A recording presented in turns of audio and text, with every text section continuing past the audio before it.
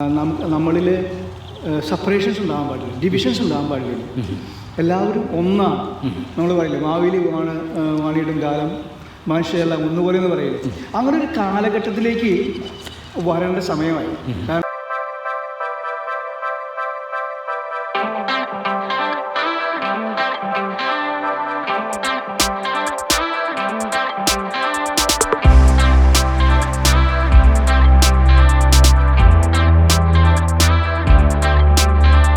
എല്ലാവർക്കും ട്രിപ്പിറ്റോയുടെ ഒരു പുതിയ വീഡിയോയിലേക്ക് സ്വാഗതം.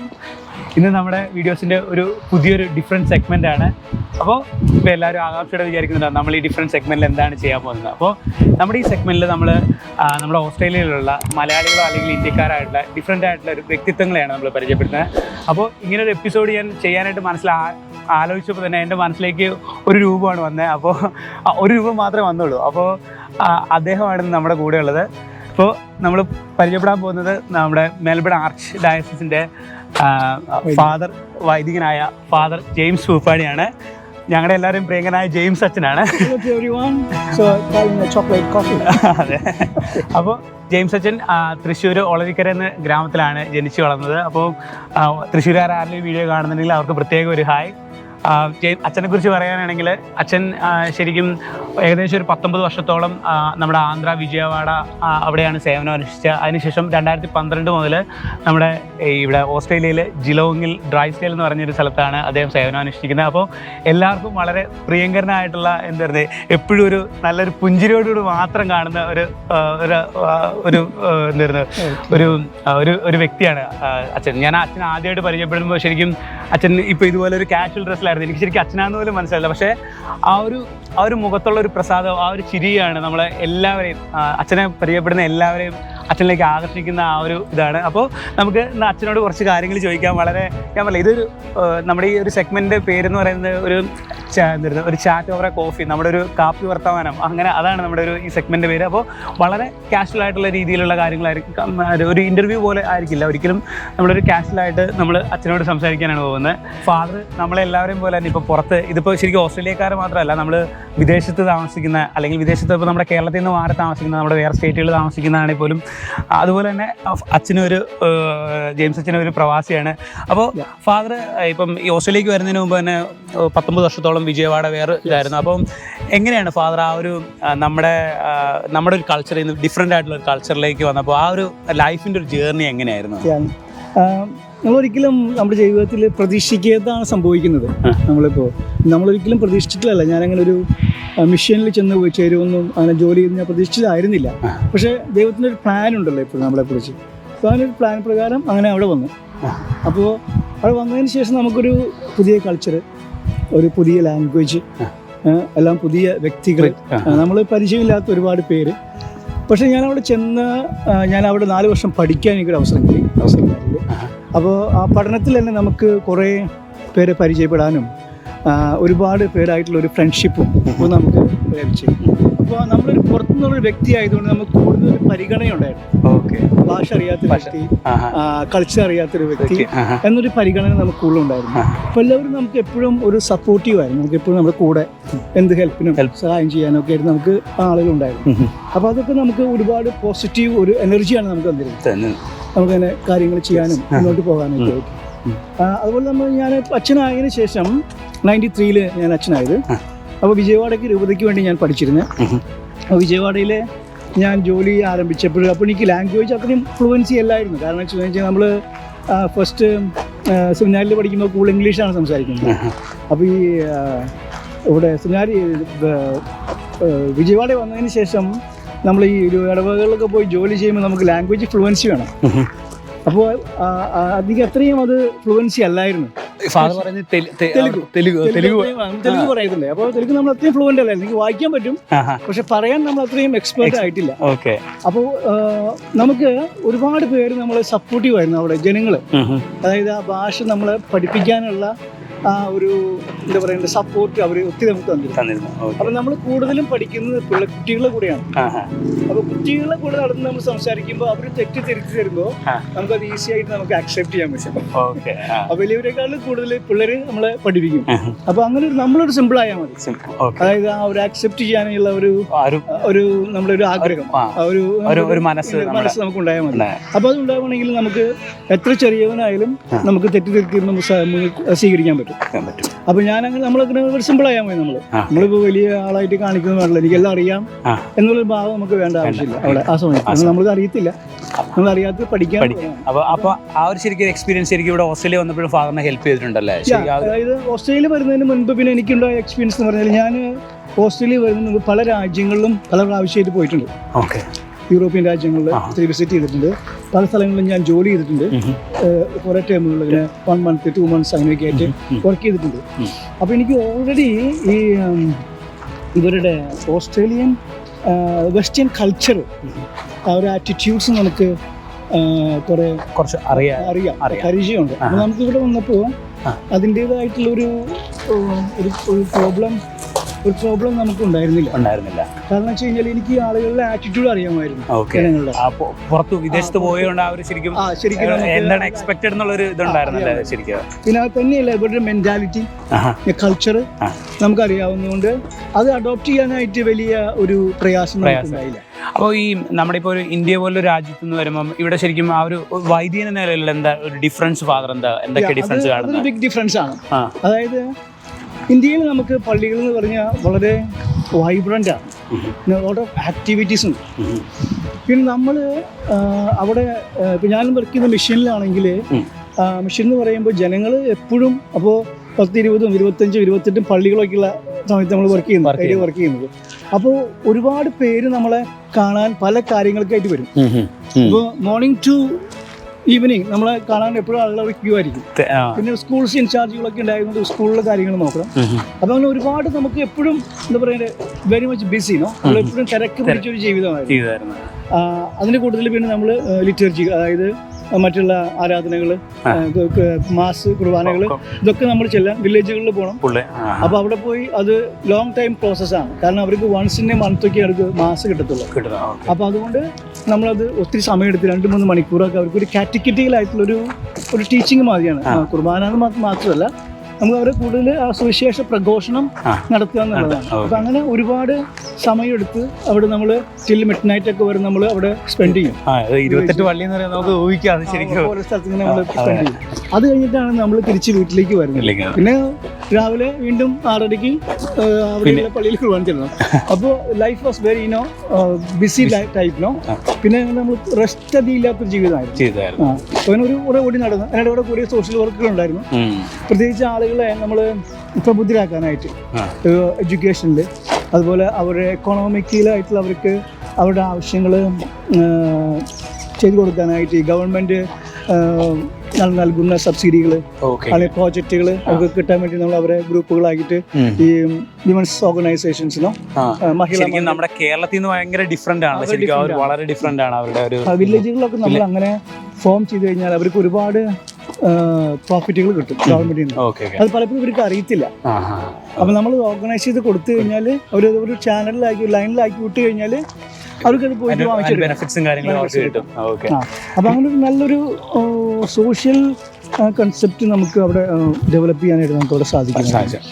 അപ്പം അങ്ങനെ അപ്പോൾ ആ ഒരു ഡിഫറൻസ് നമുക്ക് അവിടത്തെയും ഇവിടത്തെയും കമ്പയർ ചെയ്യുമ്പോൾ നമുക്ക് കാണാൻ സാധിക്കും. അപ്പോൾ ഇവിടെ വരുമ്പോൾ നമുക്ക് എല്ലാം ഡിഫറെൻ്റ് ആണ്.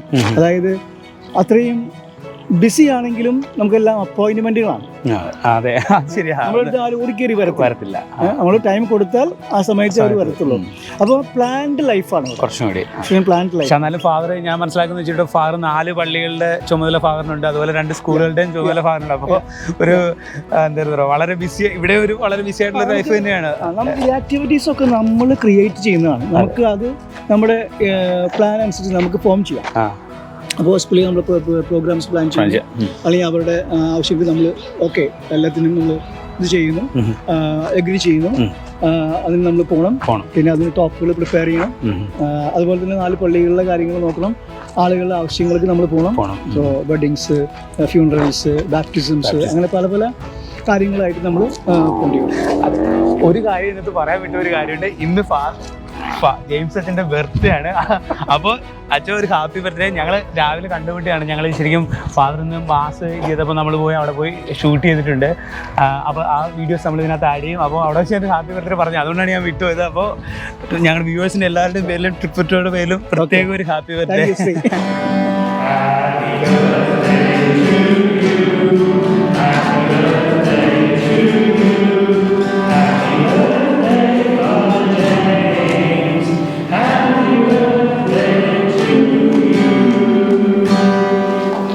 Good morning to you all. A very warm welcome for this celebration of the Eucharist, especially this is a family mass. And don't worry about Geelong Cats, as you lost yesterday. So we'll find another day to win the game. Okay? Hello everyone, I'm Robert from Lumen Christi Leopold, live stream mass coordinator here in the parish at the moment. Father James has been a wonderful support of our live stream masses here. Today we just had our family mass, our monthly family mass, and a beautiful celebration for Father James as well too for his birthday. So thank you so much for Father, everything you do for the parish, the support you give to us, you listen, you show care, empathy, and happy to take on any ideas that we have, and obviously share your thoughts and your passion and your faith with us as well too. We truly appreciate that, and it's great having you in our parish. 8 years today, and we look forward to many more, hopefully. And we haven't forgotten your Golden Jubilee in 2043. We've already started work on that one, so that's on the way in a few years' time. Anyway, but thank you, Father James, and we really appreciate all you do for us. Thanks. ഫാദറിന് പിന്നൊരു കാര്യം ചോദിക്കാമെന്ന് വെച്ചാൽ, നമ്മളിപ്പോൾ നാട്ടിൽ നിന്ന് മാറി നിൽക്കുന്ന ആ ഒരു ഫാദറിന് എന്തെങ്കിലുമൊക്കെ മിസ് ചെയ്യുന്നുണ്ടോ? ആ ഒരു നൊസ്റ്റാൾജി ഫീൽ ചെയ്യുന്ന എന്തെങ്കിലും കാര്യങ്ങളുണ്ടോ? എനിക്കറിയാം ഫാദർ കുറച്ച് വർഷങ്ങളായിട്ട് നമ്മൾ നമ്മുടെ ഒരു കേരളത്തിൽ നിന്ന് മാറി നിൽക്കുന്നതാണ്. പക്ഷെ എന്നാലും ഫാദറിന് മിസ് ചെയ്യുന്ന എന്തെങ്കിലും കാര്യങ്ങളുണ്ടോ? അങ്ങനെ കേരളത്തെ സംബന്ധിച്ചിടത്തോളം നമുക്ക് പ്രത്യേകിച്ച് പള്ളികളിലൊക്കെ നമ്മൾ ചെറുപ്പത്തിൽ തൊട്ട് വളരെ ആക്റ്റീവായിരുന്നല്ലോ. അപ്പോൾ അങ്ങനെയുള്ള ആക്ടിവിറ്റീസ് നമ്മൾ വേറൊരു ലെവലിലേക്ക് നമ്മൾ വേറൊരു കൾച്ചറിലേക്ക് നമ്മൾ മാറുകയാണ്. വേറൊരു ലാംഗ്വേജിലേക്ക് മാറുന്നു, കൾച്ചറിലേക്ക് മാറുന്നു. പക്ഷേ അവിടെയും എനിക്ക് കിട്ടിയിട്ടുള്ള അനുഭവം, ഒരുപാട് കാര്യങ്ങൾ നമുക്ക് ചെയ്യാൻ സാധിച്ചു. പ്രത്യേകിച്ച് പാവപ്പെട്ട ആളുകളുടെ ഇടയിൽ നമുക്ക് ജോലി ചെയ്യാനും അവരുടെ ആവശ്യങ്ങൾ നേടി കൊടുക്കാനും അത് നമുക്ക് സാധിച്ചു. പ്രത്യേകിച്ച് ഞാൻ ലൈഫിൽ ഒരു കരിസമായിരുന്നു കുട്ടികളെ എഡ്യൂക്കേറ്റ് ചെയ്യാനുള്ളത്. അപ്പോൾ ഒരുപാട് പാവപ്പെട്ട കുട്ടികളെ ചൂസ് ചെയ്ത് അവർക്ക് സപ്പോർട്ട് ചെയ്ത് കൊടുത്ത് എഡ്യൂക്കേറ്റ് ചെയ്യാന്നുള്ളൊരു നല്ലൊരു കരിസമായിരുന്നു എൻ്റെ. അപ്പോൾ ഞാനത് സ്റ്റാർട്ടിങ്ങിൽ തന്നെ ഞാനത് തുടങ്ങി. ആദ്യം കുറച്ച് കുട്ടികൾ, ഒരു 5-10 തുടങ്ങി. അങ്ങനെ അത് ഒരു 80 വരെ എത്തി. അതിലൊരു 10-20 പിള്ളേർ പഠിച്ച് നല്ല നല്ല ലെവലിലൊക്കെ പോയവരുണ്ട്. നല്ല ഹയർ എഡ്യൂക്കേഷൻ കഴിഞ്ഞ് നല്ല ജോലികൾ ചെയ്യുന്ന ആളുകളുണ്ട്. വൺ ബോയ്സ് അവന് നമ്മുടെ ഇന്ത്യൻ വാട്ടർ അതോറിറ്റിയിലെ MD രാജസ്ഥാനിൽ. Very good boy. അതുപോലെ ഒരു കൊച്ചിവിടെ മലേഷ്യയിൽ ഇപ്പോൾ MCA കഴിഞ്ഞ് കമ്പ്യൂട്ടർ സെക്ഷനിൽ ജോലി ചെയ്യുന്നുണ്ട്, കമ്പനിയിൽ ജോലി ചെയ്യുന്നുണ്ട്. ശരിക്കും ഒരു പ്രത്യേക ഒരു തൃപ്തി തരുന്നൊരു കാര്യമാണ്. നമ്മൾ കിഡ്സിന് അവർ എഡ്യൂക്കേഷൻ കൊടുത്ത് അവരെ വളർത്തിയൊരു നല്ല നിലയിലാക്കുന്ന ഒരുപാട് പേര്. അപ്പോൾ നമുക്ക് ഒരുപാട് പേര് സപ്പോർട്ട് ചെയ്യുന്നവരുണ്ട്. അവർ വഴി നമ്മൾ അവർക്ക് ഹെൽപ്പ് ചെയ്ത് പഠിപ്പിച്ചാണ് ഒരുപാട് പിള്ളേർ. അപ്പോൾ അവരങ്ങനെ പല പല സെക്ഷനിൽ നല്ല നല്ല ജോലി ചെയ്ത് നല്ല കുടുംബങ്ങളായിട്ട് ജീവിക്കുന്നവരുണ്ട്. അപ്പോൾ നമുക്കത് ഭയങ്കര സാറ്റിസ്ഫാക്ഷൻ ചെയ്യുന്നത്. അപ്പോൾ ഫാദർ മിസ് ചെയ്യുന്ന കാര്യങ്ങൾ ഫാദർ മറ്റുള്ളവരിലൂടെ എന്തായിരുന്നു അതിനൊരു തൃപ്തി ഇത് തേടിയെടുക്കാൻ പറ്റുന്നത്. നമുക്ക് ഇപ്പോൾ എനിക്കൊരു ചുരുങ്ങിയൊരു 60 പിള്ളേരുള്ള ഇപ്പോൾ എൻ്റെ കയ്യിൽ പഠിക്കുന്ന പിള്ളേരുണ്ട്. അതുപോലെ തന്നെ മറ്റുള്ള വീട് വെച്ച് കൊടുക്കുക പാവങ്ങൾക്ക്. അങ്ങനെയുള്ള ഇത് പറയാൻ പബ്ലിഷ് ചെയ്യുന്നതല്ല, പക്ഷേ അല്ല ഫാദറിന് അതൊരിക്കലും അതിന്റെ ആവശ്യമില്ലല്ലോ. ഫാദർ ഞാൻ പറയല്ലോ, ഫാദർ എങ്ങനെയുള്ളൊരു വ്യക്തി നമ്മുടെ വ്യൂവേഴ്സിന് എല്ലാവർക്കും അറിയാം. അപ്പോൾ അതൊരിക്കലും അങ്ങനെ ഒരു അപ്പോൾ ഞാനത് അങ്ങനെ ചെയ്തു. അപ്പം ഞാൻ ചുരുങ്ങിയതിപ്പോൾ ഒരു 60ഓളം വീടുകൾ അങ്ങനെ പാവങ്ങൾക്ക് പണിത് കൊടുക്കുന്നുണ്ട്. അപ്പോൾ അതിന് പലരും സപ്പോർട്ട് ചെയ്യുന്നവരുണ്ട്. അപ്പോൾ പിന്നെ എനിക്ക് കിട്ടുന്ന ഗിഫ്റ്റുകളോ അല്ലെങ്കിൽ അങ്ങനെയുള്ളതൊക്കെ ഞാൻ അതിനൊക്കെ ഉപയോഗിക്കും. അതെ, അത് ഒരു കാര്യം എടുത്തു പറയേണ്ട ഒരു ഇതാണ്. എൻ്റെ ഫ്രണ്ട്സ് പറഞ്ഞു ഇവിടെ ഫാദർ എന്ത് ഫംഗ്ഷന് ഒക്കെ നമ്മുടെ പ്രൈവറ്റ് ആയിട്ടുള്ള ഫംഗ്ഷൻസ്, ഇപ്പോൾ ഒരു വീടിൻ്റെ പാല് കാച്ചാണ്, അങ്ങനെ ഫാദർ ഒരു രൂപ പോലും ഒരു കാര്യത്തിന് പോലും മേടിക്കാറില്ല ഫാദർ. അതൊരു വണ്ടിയുടെ എത്ര നിർബന്ധിച്ചു കൊടുത്താലും അത് മേടിക്കാറില്ല. അത് ഞാൻ ജസ്റ്റ് ഒന്ന് ഇതിനകത്ത് മെൻഷൻ ചെയ്യുന്നത് മാത്രമേ ഉള്ളൂ. പിന്നെ ഫാദർ ഫിഷിങ്ങിനൊക്കെ പോകുന്ന ഫോട്ടോസൊക്കെ ഞാൻ കാണാറുണ്ട്. അപ്പോൾ ഫാദറിൻ്റെ ഹോബീസ് എന്തൊക്കെയാണ് ഫാദറിന്? ഞാൻ സാധാരണ ഞങ്ങൾക്ക് വീക്കിലി ഒരു ഡേ ഓഫ് ഉണ്ട്, മൺഡേ. മറ്റു ദിവസങ്ങൾ നമുക്ക് എൻഗേജ്മെൻറ്റുകളോ അപ്പോയിൻമെൻറ്റുകളൊക്കെ ഉണ്ടാവുമല്ലോ, പ്രോഗ്രാമുകളൊക്കെ ഉണ്ടാവും. എന്നാലും എൻ്റെ ഫ്രീ ടൈം സാധാരണ ഞാൻ ചിലപ്പോൾ വായിക്കാൻ ഉപയോഗിക്കും കുറച്ച് നേരം. അല്ലെങ്കിൽ മ്യൂസിക് എനിക്കിഷ്ടമാണ്. ഞാൻ മ്യൂസിക്കൊക്കെ ഞാൻ തെലുഗിൽ ഒരു CD ഒക്കെ പ്രൊഡ്യൂസ് ചെയ്തിട്ടുണ്ട്, പാടിയിട്ടുണ്ട്. അപ്പോൾ മ്യൂസിക് ഞാൻ ഇവിടെ കേൾക്കാറുണ്ട്.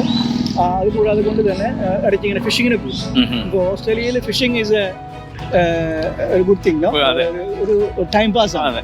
അപ്പോൾ അങ്ങനെ പോകാറുണ്ട് ഫ്രണ്ട്സൊക്കെ ആയിട്ട് പോയിട്ട്.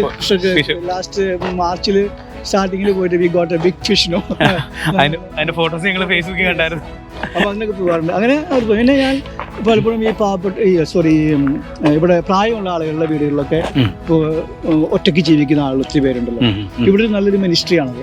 അപ്പോൾ അവരുടെ അടുത്ത് പോയി സംസാരിച്ച് അല്പസമയം അവരോട് സ്പെൻഡ് ചെയ്യാറുണ്ട്. അവർക്കൊരു ടൈം പാസ് കൊടുക്കും, ചാറ്റ് കൊടുക്കും, നമ്മൾ കുറച്ച് നേരം സംസാരിച്ച് അവർക്ക് ഇവിടുത്തെ സിസ്റ്റത്തിൽ ഒരു മിനിസ്ട്രിയാണത്, നല്ലൊരു മിനിസ്ട്രിയാണ്. അപ്പോൾ അങ്ങനെയുള്ള കാര്യങ്ങളൊക്കെ ചെയ്ത് നമ്മുടെ സമയം പിന്നെ ചിലപ്പോൾ വല്ല ഫ്രണ്ട്സിനൊക്കെ വിസിറ്റ് ചെയ്യാൻ പോകും. അങ്ങനെയാണ് നമ്മൾ കൂടുതൽ ഫ്രീ ടൈം നമ്മൾ ഉപയോഗിക്കുന്നത്. പിന്നെ ഒരുപാട് കറസ്പോണ്ടൻസുകൾ ഒരുപാടുണ്ടാവും, അതൊക്കെ ചെയ്യും. പിന്നെ സ്കൂളുകളുടെ പ്രിപ്പറേഷൻസ് ഉണ്ടാവും, പല കാര്യങ്ങൾക്കും ക്ലാസ് എടുക്കാൻ ചിലപ്പോൾ പോകും.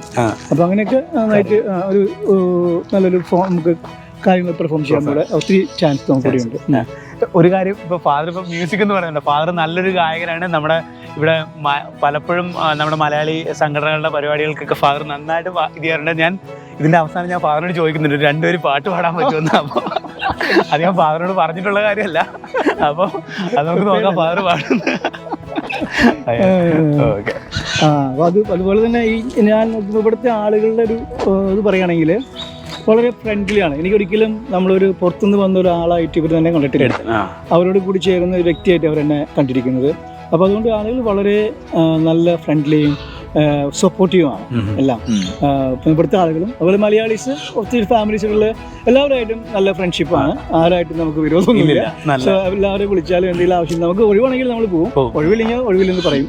കാരണം സമയം എന്തെങ്കിലും പ്രോഗ്രാംസ് ചിലപ്പോൾ പെട്ടെന്ന് വിളിച്ചു കഴിഞ്ഞാൽ പോകാൻ പറ്റില്ല.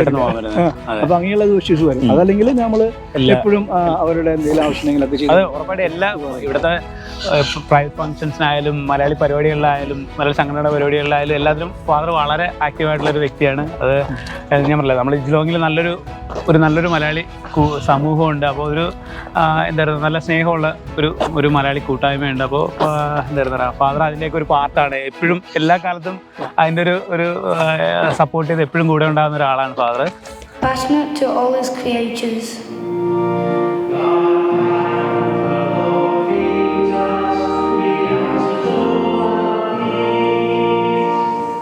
The eyes of all creatures look to you, and you give them their food in due time. You open wide your hand, grant the desires of all who live.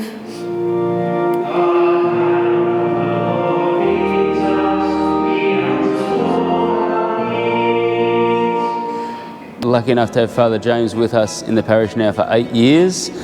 It's been wonderful with him. He's certainly opened up the parish to new ideas and new ways. He's formed many committees to help with the running of the parish and involved lots of people. I help out at Drysdale and then currently with the pandemic across at Lumen Christi quite a bit. And James has been really good at helping people come together and communicate his vision for the parish, but also listen to what we hope that vision to be. So we're very grateful for all that he's done for us. So I thank you for all your great support and your prayers and wishes all come all these years. There's great support from the parish too.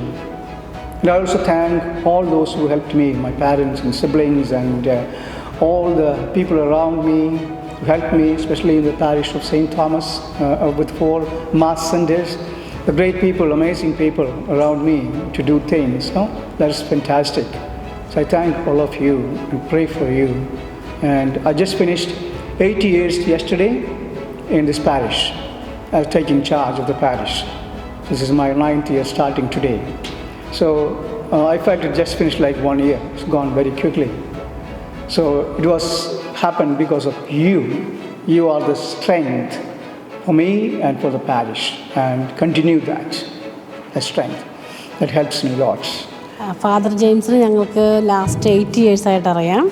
എന്ത് ആവശ്യത്തിനും എപ്പോൾ വേണമെങ്കിലും help ചെയ്യാനായിട്ട് എപ്പോഴും റെഡിയാണ്. എന്ത് തിരക്കുണ്ടെങ്കിലും നമുക്ക് വിളിച്ചാൽ വന്ന് നമ്മളെ ഒത്തിരി ഹെൽപ്പ് ചെയ്യുന്ന ഒരാളാണ്. ഒത്തിരി നല്ലൊരു ഭയങ്കര ഫ്രണ്ട്ലിയാണ്. നമ്മുടെ ഫാമിലിയിൽ ഇടയ്ക്ക് വരും.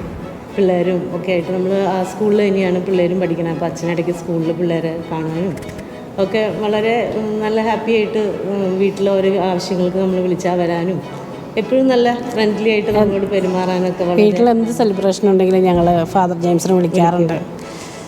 ഒത്തിരി ഫാമിലി അറ്റാച്ച്ഡ് ആയിട്ടുള്ളൊരു ആളാണ് ഫാദർ ജെയിംസ്. പിന്നൊരു കാര്യം ഫാദറിനോട് ചോദിക്കാനുള്ളത് നമ്മുടെ ഒരു ഫാമിലി ലൈഫിനെ കുറിച്ച്. അപ്പം എല്ലാ പ്രവാസികളും, അതിപ്പം ഓസ്ട്രേലിയയിലായാലും അമേരിക്കയിലായാലും എന്തായിരുന്നു നമ്മുടെ ഗൾഫിലായാലും ഒക്കെ നമ്മൾ ശരിക്കും ഇവിടെ വന്നു കഴിയുമ്പോൾ ഒരു ഒറ്റപ്പെട്ടൊരു തുരുത്തിലാണ് ശരിക്കും. നമ്മൾക്ക് വളരെ കുറച്ചാൾ എനിക്കൊന്നൊരു 99% ആൾക്കാർക്ക് ഇവിടെ വേറെ റിലേറ്റീവ്സ് ഒന്നും ഉണ്ടാവാറില്ല.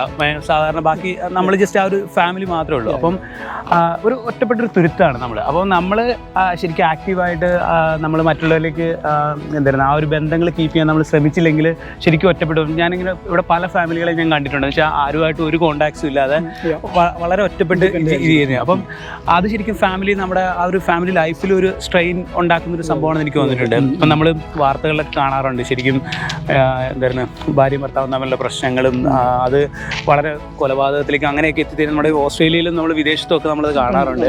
അപ്പം ഫാദറിന് അങ്ങനെ നമ്മളിപ്പോൾ ഇവിടെ വരുമ്പോൾ ആ ഒരു ഫാമിലി ലൈഫ് ഡിഫറെൻ്റ് ആണ്. നാട്ടിൽ നമ്മുടെ കൂടെ എപ്പോഴും ആൾക്കാരും എല്ലാവരും നമ്മൾ ചുറ്റപ്പെട്ട് നിൽക്കുന്നത്. അപ്പം ഇവിടെയുള്ള ആ ഒരു ഫാമിലി ലൈഫ് അത് ഒരു സ്ട്രോങ് ആയിട്ട് കൊണ്ടുപോകാൻ ഫാദറിന് എന്താണ് പറയാനുള്ളത് ഇവിടെയുള്ള ഫാമിലികളോട്? പ്രത്യേകിച്ചായിട്ട് എനിക്ക് പറയാനുള്ളത്, ഫാമിലി ലൈഫ് എന്ന് പറയുമ്പോൾ ഒരു ഗ്രേറ്റ് ബോണ്ടാണ്. ആ family itself is A great bond. ഭാര്യയും ഭർത്താവും മക്കളും ഒരുമിച്ച് ജീവിക്കുക എന്നുള്ളത്, അത് സ്നേഹത്തിൽ ജീവിക്കുക എന്നുള്ളത് ഒരു വലിയൊരു ബോണ്ടാണ്. നമ്മളൊരു വേറൊരു രാജ്യത്തേക്ക് വരുമ്പോൾ അവിടെ നമുക്ക് ബന്ധുക്കാരധികം ഉണ്ടാവില്ല, നമ്മളെല്ലാവരും ഫ്രണ്ട്സാണ്. അപ്പോൾ നമുക്ക് നാട്ടിൽ കുറേ രക്തബന്ധങ്ങളുണ്ടാവും. പക്ഷെ നമ്മൾ പുറത്ത് രാജ്യങ്ങളിൽ വരുമ്പോൾ രക്തബന്ധങ്ങളെക്കാട്ടിലും കൂടുതൽ സ്നേഹബന്ധമാണ്. സത്യം. നമ്മൾ ചിന്തിക്കുമ്പോൾ ഒരു പക്ഷേ രക്തബന്ധത്തെക്കാട്ടിലും കൂടുതലായിട്ട് നമ്മളെ സ്നേഹിക്കുകയും നമ്മുടെ കാര്യങ്ങൾ നമുക്ക് ചെയ്തു തരികയും നമ്മുടെ കൂടെ എപ്പോഴും ഉണ്ടാവുകയും ചെയ്യുന്നവർ ആ സ്നേഹബന്ധത്തിലുള്ളവരാണ്. രക്തബന്ധക്കാർ ചിലപ്പോൾ നമ്മുടെ അടുത്ത് ഉണ്ടായിരുന്നവരുണ്ട്. അപ്പോൾ ഞാൻ ഇവിടുത്തെ ഇപ്പോൾ ഓസ്ട്രേലിയൻ സിറ്റുവേഷനിൽ അല്ലെങ്കിൽ ഒരു വെസ്റ്റേൺ കൾച്ചർ സിറ്റുവേഷനിൽ നോക്കുകയാണെങ്കിൽ ഇവിടെ ഒരുപാട് ഫാമിലീസ്, നല്ല ബ്യൂട്ടിഫുൾ ഫാമിലീസ് ഇവിടെയുണ്ട്. ഇവിടുത്തെ കൾച്ചറിൽ ഇവിടുത്തെ ഓസ്ട്രേലിയൻസ് നല്ല ഒരുപാട് ഫാമിലീസ്. ആരും പൊട്ടാൻ നമുക്ക് പറയാൻ പറ്റില്ല, അവർക്ക് അവരുടേതായ പ്രോബ്ലംസ് ഉണ്ടാവും. പക്ഷേ ഫാമിലീസ് ആർ ബോണ്ട് വിത്ത് നല്ല ഫാമിലീസായിട്ട് ജീവിക്കുന്നവരുണ്ട്. അപ്പോൾ ഈ നമുക്ക് പുറത്തുനിന്ന് വരുന്ന പ്രവാസികൾക്ക് നമുക്ക് ഉണ്ടാവേണ്ടത് ഒത്തിരി പേരായിട്ടുള്ള നല്ല ബന്ധങ്ങളാണ്, നല്ല കൂട്ടായ്മകളാണ്. നമ്മൾ മറ്റുള്ളവർ വിമർശിക്കാനോ മറ്റുള്ളവർ കുറ്റം കണ്ടുപിടിക്കാനോ മറ്റുള്ളവർ എന്ത് ചെയ്യുന്നു എന്ന് നോക്കാനല്ല നമ്മൾ പരിശ്രമിക്കുന്നത്. നമ്മൾ മറ്റുള്ളവരുമായിട്ടുള്ള ഒരു നല്ലൊരു ആഴമായിട്ടുള്ള ഗാഢമായിട്ടുള്ളൊരു ബന്ധം ഉണ്ടാകും. ആ ബന്ധം നമ്മൾ ഉണ്ടാക്കിക്കൊണ്ട് മാത്രം പോരാ, അത് നമ്മൾക്ക് ആവശ്യങ്ങൾ വരുമ്പോൾ മറ്റുള്ളവർക്ക് ആവശ്യം വരുമ്പോൾ നമുക്ക് സഹായിക്കാനുള്ള ഒരു സന്നദ്ധയും നമുക്കുണ്ടാകും. എന്തെങ്കിലും ആവശ്യം ഓടിപ്പോയി അവർ ദുഃഖങ്ങളിലും സന്തോഷങ്ങളിലും അവരോട് കൂടെ ആയിരിക്കാനും നമുക്ക് സാധിക്കണം. അങ്ങനെ വരുമ്പോൾ നമുക്ക് ഇവിടെ നമ്മൾ വേറൊരു രാജ്യത്തു നിന്ന് വന്ന് വേറൊരു രാജ്യത്ത് ജീവിക്കുന്നു, നമ്മൾ എന്താ പറയണ്ടേ, ആരും ഇല്ലാത്തവരാണ്, നമുക്കിവിടെ ആരും ഇല്ല എന്നുള്ള ഫീലിങ്സ് നമുക്കുണ്ടാവില്ല. നമ്മൾ ബന്ധങ്ങൾ കൂടുതൽ അടുക്കും. അപ്പോൾ നമുക്ക് എപ്പോഴും ജീവിതത്തിൽ ഒരു സാറ്റിസ്ഫാക്ഷൻ ഉണ്ടാവും, ഒരു ഹാപ്പിനെസ് ഉണ്ടാവും. എല്ലാവരുടെയും ആഗ്രഹം അതല്ലേ, ജീവിതത്തിൽ സന്തോഷം ഉണ്ടാവുന്നില്ല. അപ്പോൾ നല്ല ഫ്രണ്ട്സ് ഒരുപാട് ഉണ്ടാകുമ്പോൾ അത് നല്ല രീതിയിൽ പോവുകയാണെങ്കിൽ അത് വളരെ നമുക്ക് സന്തോഷവും ആ ഒരു സാറ്റിസ്ഫാക്ഷൻ തരുന്ന ഒരു ലൈഫായി നമുക്ക് കിട്ടും. അപ്പോൾ എനിക്ക് ഇവിടെയുള്ള പ്രവാസികളോട് ലോകത്തെവിടെയായാലും പറയാനുള്ളത്, നല്ല ബന്ധങ്ങൾ നമ്മളുണ്ടാക്കും, സ്നേഹബന്ധങ്ങൾ. അങ്ങനെ പരസ്പരം സഹായിക്കുക, പരസ്പരം അവരോടും കൊടുത്തും ജീവിക്കുക എന്ന് പറയത്തില്ല. അതാണ് ഒരു ലൈഫ്. നമ്മളിൽ ആരും ഇല്ലാത്തവരല്ല, ഉള്ളവരാണ്. അപ്പം നമുക്ക് അങ്ങനെയുള്ള കാര്യങ്ങൾ നമുക്ക് ചെയ്യാൻ സാധിക്കും പരസ്പരം. നമ്മളിപ്പോൾ ഒരുപാട് പേരെ പാവങ്ങളെ സഹായിക്കുന്നവരാണ്, ചെയ്യുന്നവരാണ്. പല സ്ഥലങ്ങളിലായിട്ട് നമ്മുടെ നാട്ടിലും ഇന്ത്യയിലും നമ്മളൊക്കെ ചെയ്യുന്നവരാണ്. അതുപോലെ തന്നെ നമുക്ക് ഇവരുടെ വ്യത്യസ്തമായ ആവശ്യങ്ങളാണ് ഇവിടെയുള്ളത്. ഒരുപക്ഷെ മണി ആയിരിക്കില്ല ഒരാവശ്യം, നമ്മുടെ പ്രസൻസ്, അല്ലെങ്കിൽ നമ്മൾ അവരെ പോയി കാണുന്നു, അവരോട് അല്പനേരം സംസാരിക്കുന്നു, അവരുമായിട്ട് കുറച്ച് പുറത്ത് പോകുന്നു, കുറച്ച് സമയം സ്പെൻഡ് ചെയ്യുന്നു. അങ്ങനെ ആ ഒരു കൂട്ടായ്മയും ആ ഒരു സ്നേഹബന്ധമാണ് നമ്മളെ കൂടുതൽ ഇവിടെ സന്തോഷത്തിൽ ജീവിക്കാൻ നമുക്ക് സാധിക്കും. അപ്പോൾ അതാണ് നമുക്കിവിടെ വേണ്ടത്. അത് നമ്മുടെ ഫാമിലി ലൈഫിലും നമുക്ക് അതിൻ്റെ ഒരു ഇത് ഉണ്ടാവും. അതുപോലെ തന്നെ പിള്ളേർ, നമ്മുടെ കുട്ടികളും മക്കളും എല്ലാം നമ്മുടെ ആ കൂട്ടായ്മയിൽ എല്ലാ കുട്ടികളായിട്ടുള്ള ബന്ധങ്ങളും അതൊക്കെ എടുക്കും. നമ്മളൊരിക്കലും സെപ്പറേറ്റ് ആയിട്ട് ഇപ്പോൾ ഇവിടെ ഗ്രൂപ്പുകളായിട്ടുണ്ടല്ലോ, അങ്ങനെ ഒരു ചിന്താഗതി പാടില്ല. നമ്മളെപ്പോഴും ഒന്നായിട്ട് ഒരുമിച്ച്. അപ്പോൾ എല്ലാ കുട്ടികളും അവർ പരസ്പരം അറിയും, പരസ്പരം സ്നേഹിക്കും. അവർ ശത്രുതയോ അവരിൽ സെപ്പറേഷനോ വ്യത്യസ്തമായിട്ട് അവർ വേറെ ഞങ്ങൾ വേറെ അങ്ങനെയുള്ള ഒരു ചിന്താഗതിയും ഉണ്ടാവില്ല. എല്ലാവരും ഒന്നായിട്ട് വളരും. അപ്പം അങ്ങനൊരു സ്നേഹബന്ധത്തിൽ വളർന്നാലേ ജീവിതത്തിൽ വിജയവും സന്തോഷവും ഒരു സമാധാനവും നമുക്ക് ഉണ്ടാവുള്ളൂ. അതെ, ഈ നമ്മുടെ ഒരു ജീവിക്കുന്നതിന്റെ ഒരു അർത്ഥം തന്നെ ആ ഒരു നല്ലൊരു മനസ്സിന് ഒരു സന്തോഷവും, അതാണ് ലൈഫിന്റെ ഒരു ഏറ്റവും. ഇല്ല, ആരും ഒന്നും എങ്ങും കൊണ്ടുപോയില്ല. കൊറോണ വന്നില്ലേ? അതെ, സത്യം പേര് എന്ത് കൊണ്ടുപോയി? അതെ, സോ ആള് മരിച്ചു വീഴുന്ന അറിയുന്ന പോലില്ല. അപ്പോൾ നമ്മൾ ജീവിതത്തിൽ എന്ത് സംഭവിക്കും നമുക്ക് അറിയില്ല. അപ്പോൾ നമ്മൾ ഉള്ള കാലം സന്തോഷമായിട്ട് മറ്റുള്ളവർക്ക് വേണ്ടി കൊണ്ടും കൊടുത്തും ജീവിക്കുക. അങ്ങനെ ജീവിക്കുമ്പോൾ നമുക്കതൊരു ഭയങ്കര സാറ്റിസ്ഫാക്ഷൻ കിട്ടും. ഞാൻ അങ്ങനെ ട്രൈ ചെയ്യുന്നുണ്ട്. ഇപ്പൊ നമുക്ക് ഫാമിലിയിലേക്ക് തന്നെ ഉള്ള ഫാമിലികളായിട്ട് അങ്ങനെ ഫാമിലി എല്ലാവരും കൊടുത്ത് പോയി അവരുടെ കുറച്ച് സംസാരിച്ച് നല്ലൊരു ബന്ധങ്ങൾ നമ്മൾ സൃഷ്ടിച്ചു കഴിഞ്ഞാൽ നമ്മൾ ലൈഫിൽ ഒത്തിരി സാറ്റിസ്ഫാക്ഷൻ, സന്തോഷം. I want to wish Father James a happy birthday and say how much we really appreciate him in the parish.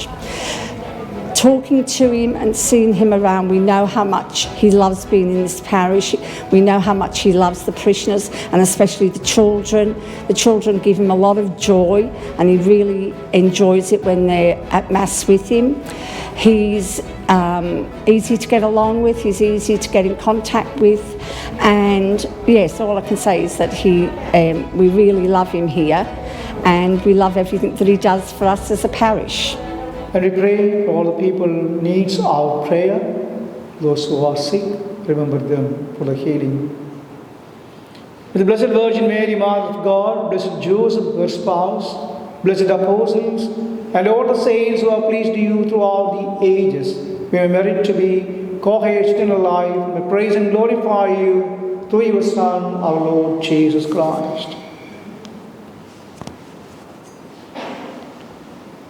Through him and with him and in him, O God Almighty Father, in the unity of the Holy Spirit, all glory and honor is yours forever and ever. Amen. Amen.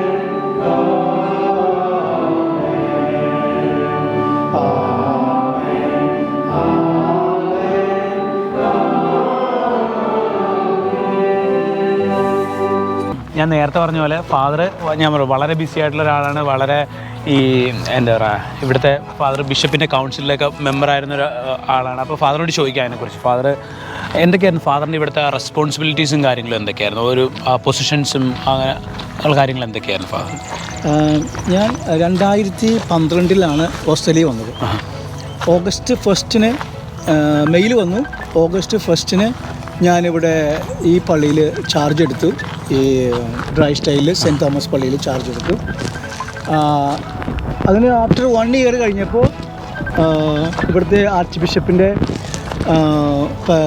Priest council മെമ്പറായിട്ട് എന്നെ elect ചെയ്തു. അങ്ങനെ ഞാൻ അവിടെ 6 വർഷം അങ്ങനെ ഈ priest council മെമ്പറായിട്ട് മീറ്റിങ്ങിന് ഒക്കെ സംബന്ധിക്കുമായിരുന്നു. അപ്പോൾ അത് 25ഓളം അച്ഛന്മാരും 4 ബിഷപ്പുമാരും ഉണ്ടാവും. അപ്പോൾ ഈ മെൽബൺ ഡയസിനെ ഓവർലുക്ക് ഇത് ചെയ്യുന്ന മൊത്തം കാര്യങ്ങളായിരുന്നു. അതായത് ഈ മെൽബൺ അതിരൂപതയുടെ കാര്യങ്ങൾ നോക്കുന്ന ഒരു ഗ്രൂപ്പാണ്. അപ്പോൾ അവിടെയാണ് പല കാര്യം ഡിസ്കസ് ചെയ്യുന്നത്, തീരുമാനങ്ങൾ എടുക്കുന്നത്. അപ്പോൾ ആ ഒരു കൗൺസിലിൽ നമുക്കൊരു അവസരം കിട്ടി. അപ്പോൾ അന്ന് ഞാൻ നമ്മുടെ ഈ ഇന്ത്യൻ മെമ്പേഴ്സിന് ഞാനും വേറൊരു അച്ഛനുണ്ടായിരുന്നു. അപ്പോൾ ആ അച്ഛന് മാറിയപ്പോൾ പിന്നെ ഞാനുണ്ടായിരുന്നു 6 വർഷം. അപ്പോൾ അങ്ങനെ 6 വർഷം കഴിഞ്ഞതിന് ശേഷം പിന്നെ ഞാൻ മാറി. 3 ടേം ഉണ്ടായിരുന്നു. പിന്നെ ഇവിടുത്തെ നമ്മുടെ സ്കൂള്, ഇവിടുത്തെ 2 സ്കൂളുകളുടെ മാനേജറാണ്. ഈ 2 സ്കൂൾസ് ഒരെണ്ണം പ്രൈമറി സ്കൂളാണ്, മറ്റൊരെണ്ണം സെക്കൻഡറി സ്കൂളാണ്. അപ്പോൾ സെക്കൻഡറി സ്കൂൾ റീജിയണൽ കോളേജാണ് അത്, സാധാരണ 7th to 12th. അപ്പോൾ ആ റീജിയണൽ കോളേജ് ഇവിടെയുള്ള 9 ഇടവകകളിലെ അച്ഛന്മാരുടെ കീഴിലുള്ള കോളേജാണ്. സെൻറ്റ് തോമസ് എന്ന് പറയുമ്പോൾ നമ്മുടെ പാരിഷിൻ്റെ കീഴിലുള്ള സ്കൂളാണ്, പ്രൈമറി സ്കൂളാണ്. അപ്പോൾ രണ്ടിൻ്റെയും നമുക്ക് ചാർജുണ്ട്. അപ്പോൾ അവിടെ ഇപ്പോൾ 8 വർഷമായിട്ട് അതിൻ്റെ ചാപ്ലിനാണ്. അതുപോലെ ഈ കോളേജിൻ്റെ ഈ എല്ലാ അച്ഛന്മാരിൽ നിന്നും ഒരാൾ പ്രസിഡൻ്റ് ആയിരിക്കും, അതിൻ്റെ മെയിൻ ഇൻചാർജ് ആയിരിക്കും. അപ്പോൾ ആ ഒരു പൊസിഷനിലും നമ്മൾ ആ കോളേജിനെ പ്രസിഡൻ്റായിട്ട് നമ്മൾ നോക്കുന്നുണ്ട്. അവിടുത്തെ എല്ലാ ഒഫീഷ്യൽ ഫംഗ്ഷനും നമ്മൾ ഒഫീഷ്യേറ്റ് ചെയ്യണം.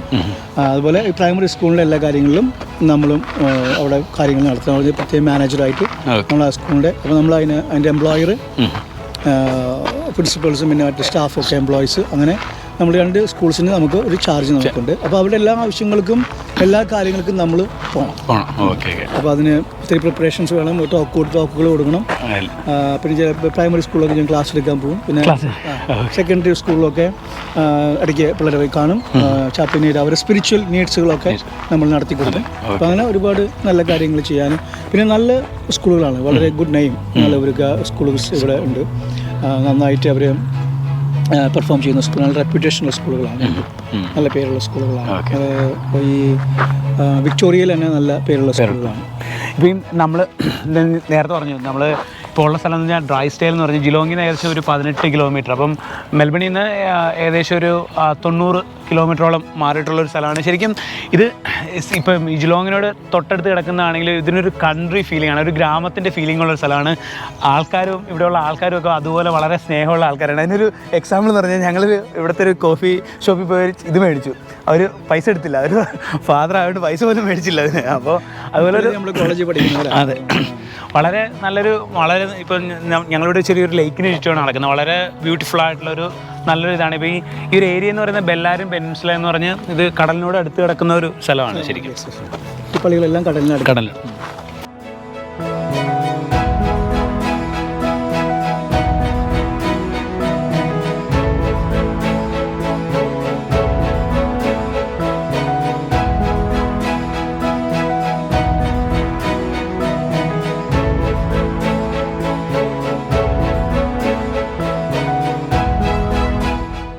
ഫാദറിന് ഇവിടുത്തെ പാരിഷിനെ കുറിച്ച് എന്താണ് പറയാനുള്ളത്? നമ്മുടെ നാടുമായിട്ടൊക്കെ കമ്പയർ ചെയ്യുമ്പോൾ ഇവിടെയുള്ള പാരിഷിനെ കുറിച്ച് എന്താണ് ഫാദറിന് പറയാനുള്ളത്? ഞാൻ ഈ പാരിഷിൽ വന്നപ്പോൾ വളരെ നല്ലൊരു വെൽക്കമിങ് ആണ് കിട്ടിയത്. ആളുകൾ വളരെ നന്നായിട്ട് അക്സെപ്റ്റ് ചെയ്തു. കാരണം ഇവിടെ ഉണ്ടായിരുന്ന പഴയ അച്ഛൻ 32 വർഷം ഇവിടെ ഉണ്ടായിരുന്നതാണ്.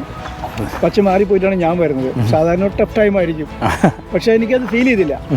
കാരണം ആൾക്കാർ വളരെ ഫ്രണ്ട്ലി ആയിരുന്നു, വളരെ സപ്പോർട്ടീവായിരുന്നു. ഞാനിപ്പോൾ 8 വർഷം ഇവിടെ കംപ്ലീറ്റ് ചെയ്തെങ്കിലും എനിക്കിവിടെ നമ്മളൊരു പരദേശിയായിട്ട് തോന്നിയിട്ടില്ല, സ്വദേശിയായിട്ടാണ് തോന്നിയിരിക്കുന്നത്.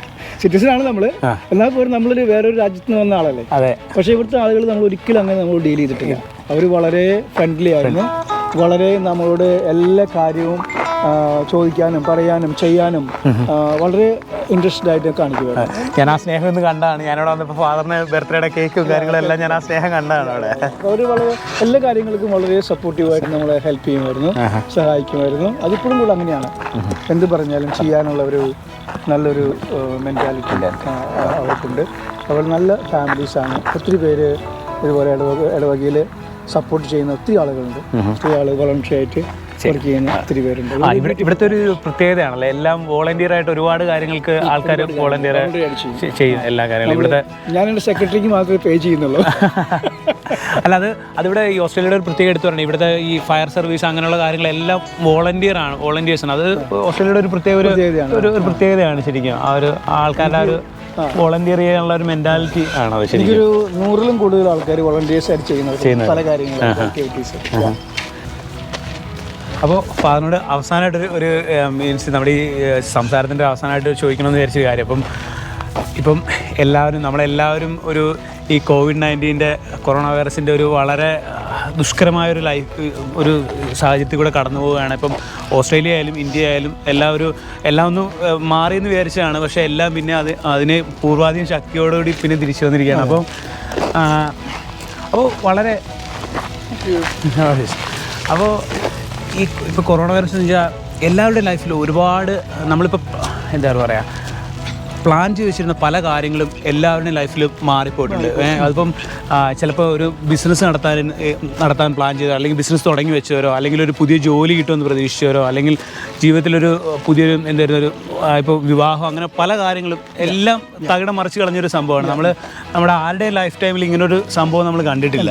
അപ്പോൾ അതേസമയം നാട്ടിലേക്ക് ഇപ്പോൾ ശരിക്കും ഇതിൻ്റെ പേരിൽ ഒരുപാട് ആത്മഹത്യകളും കാര്യങ്ങളും എല്ലാവരും എന്ന് വെച്ച് കഴിഞ്ഞാൽ ആൾക്കാർ ഇനി ഇതിൻ്റെ അപ്പുറത്തൊരു രക്ഷയില്ലാന്ന് തോന്നിയിട്ട് അത് അങ്ങനെയാണല്ലോ ആത്മഹത്യകളിലേക്ക് പോകുന്നത്. അപ്പോൾ വളരെ ഈ കോവിഡ് തുടങ്ങിയതിന് ശേഷം വളരെ പ്രശസ്തരായ 2-3 വ്യക്തികൾ വരെ ആത്മഹത്യ ചെയ്തു പല കാരണങ്ങളുണ്ട്. അപ്പം ഫാദറിന് എന്തായിരുന്നു പറയാം, പക്ഷെ നമുക്ക് എപ്പോഴും ഒരു റേ ഓഫ് ഹോപ്പ് എപ്പോഴും ഉണ്ടല്ലോ. അപ്പോൾ ഫാദർ എന്താണ് ശരിക്കും ഇത് ശരിക്കും നമ്മുടെ പ്രവാസികൾക്ക് വേണ്ടിയല്ല, നമ്മുടെ പ്രവാസികൾക്ക് വേണ്ടി മാത്രമല്ല, നമ്മുടെ എല്ലാവരും നമ്മുടെ ഹോൾ വേൾഡിന് വേണ്ടിയിട്ടുള്ളൊരു മെസ്സേജ് ഫാദറിന് എന്താണ് അങ്ങനെ ഒരു മെസ്സേജ് പറയാനുള്ളത്? ഓക്കെ, ഈ COVID-19 എന്നൊരു പാൻഡമിക് നമ്മൾ ജീവിതത്തിൽ പ്രതീക്ഷിക്കാത്ത, ഒരിക്കലും എക്സ്പെക്റ്റ് ചെയ്യാത്ത ഒരു സാധനമാണ് പെട്ടെന്ന് വന്നു കയറി നമ്മുടെ ഇടയിൽ. പലപ്പോഴും പല പാൻഡമിക്കുകളും ഉണ്ടായിട്ടുണ്ട്. അത് കുറച്ച് രാജ്യങ്ങളിലൊക്കെ ഒതുങ്ങി നിന്നിട്ടുണ്ട്. ലോകം മുഴുവനും വ്യാപിച്ചൊരു പാൻഡമിക്കായിട്ടാണ് നമ്മൾ കോവിഡിനെ കാണുന്നത്. അപ്പോൾ അങ്ങനെ നോക്കുമ്പോൾ ഈ കോവിഡ് ഒരുപക്ഷെ നമ്മൾ ചിന്തിക്കുമ്പോൾ മനുഷ്യൻ്റെ പക്ഷേ അഹങ്കാരത്തെ പെട്ടെന്ന് ഒരു അടിച്ചമർത്തുന്ന ഒരു ലെവലിലേക്ക് കൊണ്ടുവന്നു.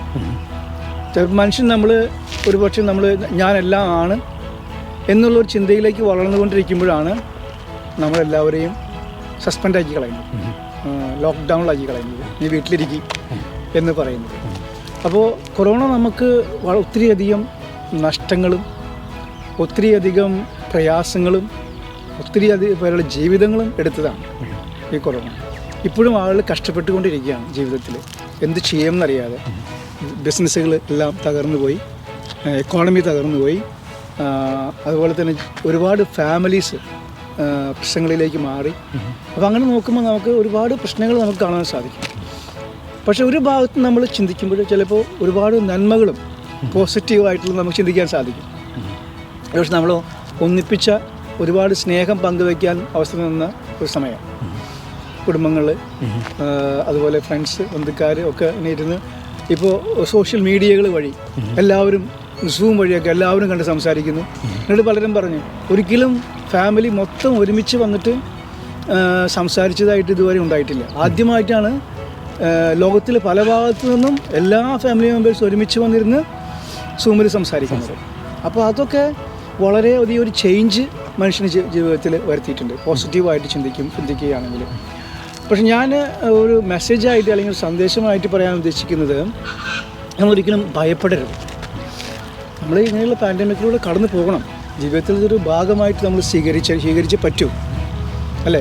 നമുക്ക് ഒരു നന്മ വീണ്ടും ഉണ്ടാകും എന്നുള്ളൊരു പോസിറ്റീവ് തിങ്കിങ് നമുക്കുണ്ടാവണം എപ്പോഴും. നമുക്കിത് കഴിയുമ്പോൾ നല്ലൊരു കാലം വരും, നല്ലൊരു ജീവിതം വരും. അപ്പോൾ നമ്മൾ പഠിക്കേണ്ട ഒരു പാഠം, നമ്മൾ ഒരിക്കലും സ്വാർത്ഥരാകരുത്, നമ്മളൊരിക്കലും പൊസസീവ് ആവരുത്. നമ്മളെപ്പോഴും ഒത്തിരി ജനറസ് ആയിരിക്കണം. നമ്മളൊത്തിരി മറ്റുള്ളവരെ സ്നേഹിക്കാനും മറ്റുള്ളവരെ ഒരുമിച്ച് കൂടെ കൊണ്ട് നടക്കാനും സാധിക്കുന്ന വ്യക്തികളായിട്ട് മാറണം. നമ്മളിൽ സെപ്പറേഷൻസ് ഉണ്ടാകാൻ പാടില്ല, ഡിവിഷൻസ് ഉണ്ടാകാൻ പാടില്ല. എല്ലാവരും ഒന്നാണ്. നമ്മൾ പറയില്ലേ, മാവേലി വാണിയിടും കാലം മനുഷ്യരെല്ലാം ഒന്നുപോലെ എന്ന് പറയില്ലേ. അങ്ങനെ ഒരു കാലഘട്ടത്തിലേക്ക് വരേണ്ട സമയമായി. കാരണം നമ്മളെല്ലാം മനുഷ്യരാണ്, എല്ലാവരും ഒരുമിച്ച് ജീവിക്കേണ്ടവരാണ്, എല്ലാവരും ആ സ്നേഹത്തിൽ ജീവിക്കേണ്ടവരാണ് എന്നുള്ളൊരു തോട്ട് നമുക്ക് കിട്ടണം. അപ്പോൾ ഇത് എല്ലാം മാറി നാളെ ഒരു നല്ല കാലം വരും. ദെയർസ് എ ഗുഡ് ഫ്യൂച്ചർ. ആ നല്ല കാലം വരുമ്പോൾ നമുക്കെല്ലാവർക്കും ഇനി ആ സ്നേഹത്തിൽ ജീവിക്കാൻ, ഒത്തൊരുമിച്ച് കൂട്ടായ്മയായിട്ട്. നമ്മളെല്ലാവരും ദൈവത്തിൻ്റെ സൃഷ്ടികളാണ്. നമ്മളെല്ലാവരും ഒരുമിച്ച് ആ സ്നേഹത്തിൽ നമ്മൾ ജീവിക്കണം എന്നുള്ളൊരു തോട്ട് നമുക്ക് എല്ലാവർക്കും ഉണ്ടാവേണ്ടത് വളരെ അത്യാവശ്യമാണ്. അപ്പോൾ നമ്മൾ അങ്ങനെ ഒരു ജീവിതത്തിലേക്ക് വരണം. അപ്പോൾ നമ്മുടെ ഡിവിഷൻസോ വർഗഭേദങ്ങളോ ജാതി മതങ്ങളോ ഇതൊന്നുമില്ലാതെ എല്ലാവരും ഒരു സ്നേഹത്തിൽ ജീവിക്കാൻ. ഓക്കെ, നമുക്ക് മതങ്ങളും നമ്മുടേതായ ദൈവങ്ങളൊക്കെ നമുക്കുണ്ടാവും. അതിലുപരിയായിട്ട് മനുഷ്യത്വം, മാനവത്വം, ആ സ്നേഹം, അതുപോലെ മറ്റുള്ളവർക്ക് നന്മ ചെയ്യാൻ സാധിക്കുന്ന അവസരങ്ങൾ ഉപയോഗിച്ച് നന്മ ചെയ്യാൻ പരിശ്രമിക്കുന്ന ഒരു ജീവിതം നമുക്കുണ്ടാക്കണം. അങ്ങനെ ഉണ്ടായാലേ നമ്മൾ ഒത്തിരി മാറ്റങ്ങൾ സംഭവിക്കുള്ളൂ. അപ്പോൾ ഈ ഒരു കൊറോണ വൈറസ് നമുക്ക് ഒത്തിരി പ്രയാസങ്ങളും ദുഃഖങ്ങളും വേദനയും തന്നെങ്കിലും അതിൽ ഉപരിയായിട്ട് നമുക്കിനി ഒരുപാട് സന്തോഷവും ആനന്ദവും നൽകണം. അത് നമുക്ക് കിട്ടുന്നത് നമ്മൾ ഒന്നായിട്ട് ഒത്തൊരുമിച്ച് ആ കൂട്ടായ്മയിൽ സ്നേഹത്തിൽ ജീവിക്കുന്നോ നമ്മളപ്പോൾ ആ സന്തോഷം നമ്മൾ അനുഭവിക്കും. അതിലേക്കാണ് നമ്മളിനി മുന്നോട്ട് നോക്കേണ്ടത്. അപ്പോൾ എല്ലാം നമുക്കിനി വീണ്ടും കെട്ടിപ്പടുക്കാൻ സാധിക്കും. ഞാൻ ദൈവം നമ്മൾ അനുഗ്രഹിക്കട്ടെ. God bless you. ഓക്കെ. അപ്പോൾ എന്താ ഒരു വളരെ നല്ലൊരു മെസ്സേജായിരുന്നു നമ്മുടെ.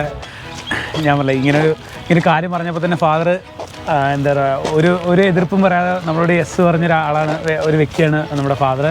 അപ്പോൾ ഇത്രയും സമയം നമ്മളോട് സ്പെൻഡ് ചെയ്ത ഫാദറിന് ട്രിപ്പിറ്റോയുടെ പേരിലും ഞങ്ങളുടെ വ്യൂവേഴ്സിൻ്റെ പേരിലും പ്രത്യേകം ഒരു നന്ദി. അപ്പോൾ ഈ വീഡിയോ നിങ്ങൾക്ക് ഇഷ്ടപ്പെടുന്ന ഞാൻ വിചാരിക്കുന്നു. വീഡിയോ ഇഷ്ടപ്പെടുകയാണെങ്കിൽ നിങ്ങൾ ലൈക്ക് ചെയ്യുക, കമൻറ്റ് ചെയ്യുക, സബ്സ്ക്രൈബ് ചെയ്യുക. അപ്പോൾ അടുത്തൊരു വീഡിയോ ആയിട്ട് കാണാം. അതുവരെ എല്ലാവർക്കും നമസ്കാരം. ഇങ്ങനെ ഒരു അവസരം നൽകിയതിന് ഞാൻ ശ്രീജിയോട് പ്രത്യേകം താങ്ക്സ് പറയുന്നു. You have done good things now. I'm seeing your YouTube programs. നന്നായിട്ട് ചെയ്യുന്നുണ്ട്. അപ്പോൾ അത് കൂടുതൽ ഇമ്പ്രൂവ് ആവട്ടെ, നന്നായിട്ട് വരട്ടെ എന്ന് പ്രത്യേകം പ്രാർത്ഥിക്കുന്നു. And all the best for you. And thank you for everyone watching this small programme. Thank you. Thanks, Father. Yeah.